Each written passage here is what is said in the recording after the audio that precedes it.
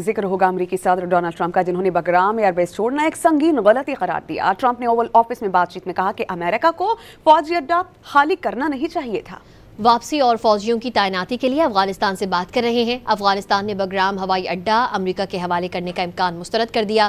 چین نے بھی امریکی صدر کو بیان پر شدید تنقید کا نشانہ بنایا۔ امریکی صدر ڈونلڈ ٹرمپ نے بگرام ایئر بیس چھوڑنا غلطی قرار دے دیا۔ وائٹ ہاؤس کے اوول آفس میں میڈیا سے گفتگو میں کہا کہ امریکہ کو ایئر بیس خالی نہیں کرنی چاہیے تھی۔ امریکی صدر کا مزید کہنا تھا کہ بگرام بیس کا کنٹرول دوبارہ سنبھالنے کی کوشش کر رہے ہیں۔ اس سلسلے میں افغانستان سے مذاکرات جاری ہیں۔ We'll see what happens with Bagram. We're talking to Afghanistan. It should have never been given up.